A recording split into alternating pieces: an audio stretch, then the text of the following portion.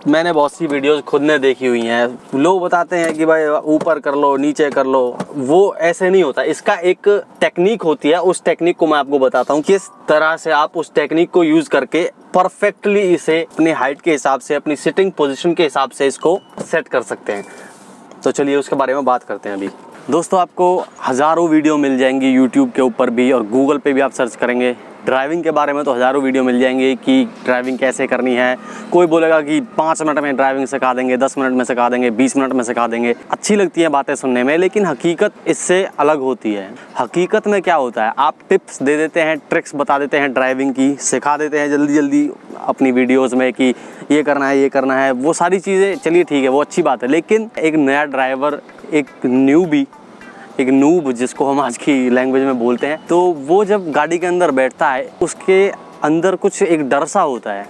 वो डर ये होता है कि यार पहली बार गाड़ी में बैठेगा, ब्लाइंड स्पॉट्स बहुत होते हैं, उसको आगे पीछे दाएं बाएं कुछ दिखाई नहीं देता, उस चीज़ को कोई नहीं बताता, और उस चीज़ को कैसे दूर करना है ये कोई नहीं बताता। जब टू व्हीलर की बात आती है तो टू व्हीलर अलग होता है। टू व्हीलर से कोई गाड़ी पर आता है तो उसके लिए वो सारी एक तरह से दूसरी दुनिया हो जाती है। तो उस चीज़ को कैसे अडॉप्ट करना है, उस चीज़ के बारे में हम आज बात करने वाले हैं। तो चलिए चलते हैं गाड़ी की तरफ, and let's start with the ABC of driving.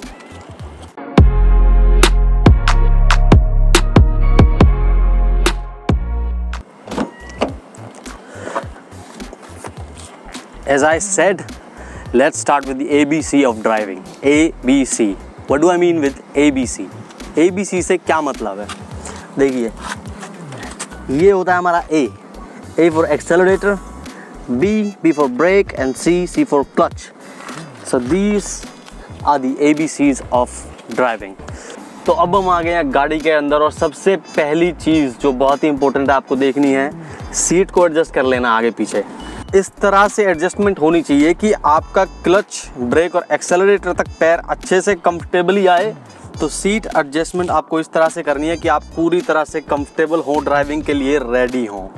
Seat adjustment की बात हो गई, और अब आते हैं कि स्टीयरिंग को कैसे एडजस्ट करना है। देखिए, मैंने बहुत सी वीडियोस खुद ने देखी हुई हैं। लोग बताते हैं कि भाई ऊपर कर लो, नीचे कर लो, वो ऐसे नहीं होता। इसका एक टेक्निक होती है, उस टेक्निक को मैं आपको बताता हूँ कि किस तरह से आप उस टेक्निक को यूज़ करके परफेक्टली इसे अपने हिसाब से, अपनी हाइट के हिसाब से, अपनी सिटिंग पोजीशन के हिसाब से इसको पोजीशन कर सकते हैं। तो चलिए उसके बारे में बात करते हैं अभी।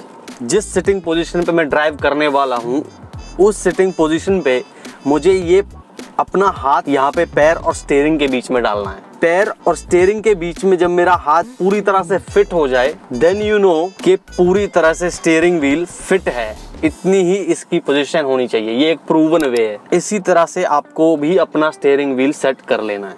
सीट एडजस्टमेंट, स्टीयरिंग एडजस्टमेंट की बात हो गई है। अब बात करते हैं गियर शिफ्टिंग की।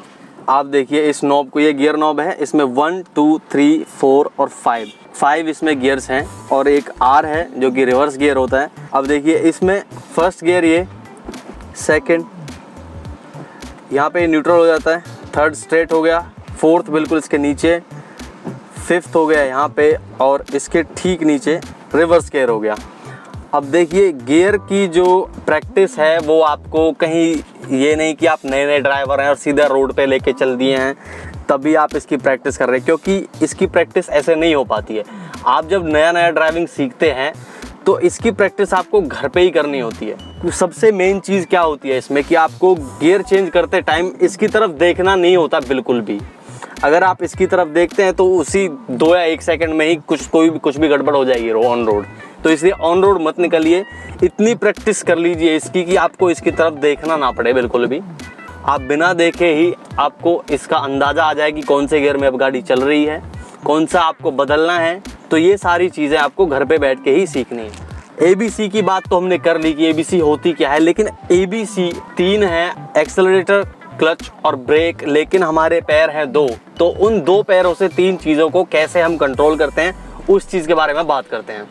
अब देखिए सीधे पैर से आपको कंट्रोल करना होता है एक्सेलरेटर को और ब्रेक को। अब आप कुछ दिन अगर प्रैक्टिस करेंगे इस चीज़ के बारे में, उस तरह से पोजीशन हो जाएगा ये पैर, आप एक्सेलरेटर को भी कंट्रोल कर पाएंगे और ब्रेक को भी। तो दोनों ही चीज़ें बहुत ही ईजी हो जाएंगी। लेकिन फर्स्ट टाइम में आपको थोड़ा स्ट्रगल करना पड़ता है इस चीज़ के लिए, तो इसकी घर पे ही प्रैक्टिस कीजिए बिना देखे ही। इस तरफ गियर शिफ्ट कीजिए, उस तरफ क्लच हल्का सा छोड़िए, उल्टे पैर से आप क्लच को कंट्रोल करते हैं।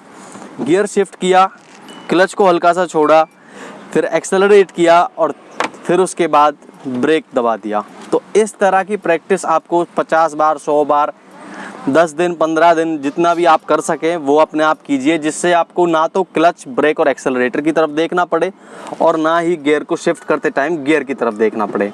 तो ये दो चीज़ें बहुत ही ज़्यादा इम्पोर्टेंट हैं।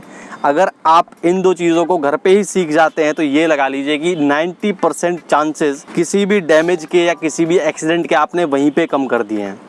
अब हम थोड़ी प्रैक्टिस कर लेते हैं। गाड़ी यहाँ पे खड़ी हुई है मेरी, एज ए न्यू ड्राइवर मैं यहाँ पे बैठा हुआ हूँ। मुझे फीलिंग आ रही है, थोड़ा डर भी है एक नए ड्राइवर की तरह कि मैं इस गाड़ी को चलाऊंगा तो ये बंद भी हो सकती है, परेशानी होगी। गियर शिफ्ट करूंगा तो गियर की तरफ भी देखूंगा, पर लेकिन कोई प्रॉब्लम नहीं है क्योंकि मुझे गाड़ी के अंदर बैठ के ऑन हाईवे नहीं जाना है। ज़्यादा जो प्रॉब्लम आती है, सबसे बड़ी प्रॉब्लम जो बिगिनर्स को आती है वो है फर्स्ट गियर जैसे ही आप शिफ्ट करेंगे तो गाड़ी क्लच छोड़ने के बाद बंद हो जाएगी। अब उस चीज़ को मैं बताता हूँ आपको कि वो कैसे उसको हैंडल करना है। गाड़ी हम स्टार्ट कर दें। हैंड ब्रेक मैंने अभी अभी खोली है, सिर्फ ये बटन प्रेस करना है, उसको खोल देना है। फर्स्ट गियर मैंने शिफ्ट कर लिया है। पहली बार मोस्टली 90% आपसे यही होगा, झटका भी लग सकता है, गाड़ी बंद भी हो सकती है, वो कोई बड़ी बात नहीं है, हर एक बिगिनर से होता है, मेरे से भी हुआ था। तो आगे आपको इस तरह से धीरे धीरे क्लच को छोड़ना है और आगे गाड़ी को ले जाना है।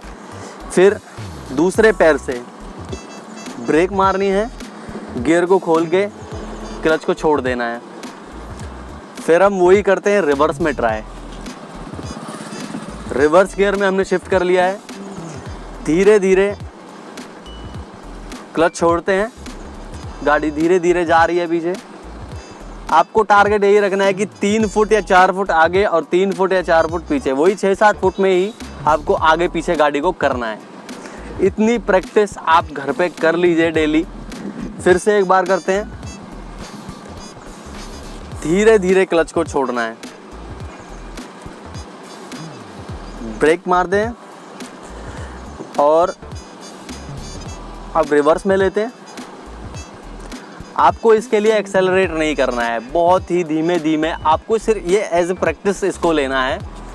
देखिए आप इसको दिन में 10 मिनट आप अगर गाड़ी के अंदर बैठ करके कर लेते हैं तो 10 मिनट के अंदर आई एम श्योर कि कम से कम 20 से 25 बार आपको इसको आगे पीछे थोड़ा बहुत कर लेंगे गाड़ी को। और उससे एक दिन में आप कुछ ना कुछ तो सीखेंगे ही। उसके बाद 2 दिन, 4 दिन, 10 दिन, 15 दिन कंटिन्यू आप प्रैक्टिस रखेंगे तो एक दिन ऐसा आएगा कि आप बिना देखे गियर शिफ्ट करेंगे, क्लच को एकदम परफेक्टली रिलीज करेंगे, ब्रेक को परफेक्टली एग्जीक्यूट करेंगे। तो ये प्रैक्टिस के साथ आपकी बेहतर होती जाएगी। अब बात कर लेते हैं गाड़ी में कौन कौन से बटन्स, कौन कौन से फीचर्स होते हैं। सारे बटन्स के साथ आपको एक बार फैमिलियराइज होना पड़ता है कि इसमें क्या क्या है। आप वो प्रैक्टिस के दौरान ही सब कुछ एक बार देख सकते हैं। अब देखिए यहाँ पे मेरे पास डिज़ायर है, मारुति डिज़ायर, तो इसमें सीधे हाथ की तरफ मोस्टली वैसे इंडिया में गाड़ियों के अंदर यही होता है। आप इसको एक बार आगे की तरफ करेंगे तो आपके जो फॉग लैंप्स है वो जल जाएंगे और दूसरी बार करेंगे तो हेडलैम्प्स जल जाएंगे। ये ऊपर की तरफ करोगे तो लेफ़्ट वाला इंडिकेटर हो जाएगा, नीचे की तरफ करोगे तो राइट वाला हो जाएगा। और लेफ़्ट हैंड साइड की तरफ होता है आपका वाइपर्स के लिए, लो से हाई हो जाएगा। अब इसके बाद बात करते हैं बूट की और हुड की। हुड के लिए यहाँ पे ये दिया होता है जिसको हम बोनेट बोलते हैं। मोस्टली कार्स में ये यहीं पे होता है, इससे हो जाता है, आप उसको उठा के खोल सकते हैं। पेट्रोल टैंक आपका यहाँ से ओपन होता है और इसी तरह आपकी डिक्की भी यहीं से ओपन होती है। ये पार्किंग लाइट्स होती हैं, इसको प्रेस करना बहुत ही ज़रूरी होता है जब आप ऑन हाईवे होते हैं या फिर आपको ऐसी जगह पे पार्क करना है जहाँ पे दूर से किसी को भी पता चल जाए कि ये गाड़ी पार्क है। आप इसको दबा देंगे तो यहाँ पे ये दोनों लाइट्स ऑन हो जाएंगी, इसकी साइड वाली। अब देखिए यहाँ पे स्पीडोमीटर के बारे में मेरे को एक चीज़ बतानी है आपको।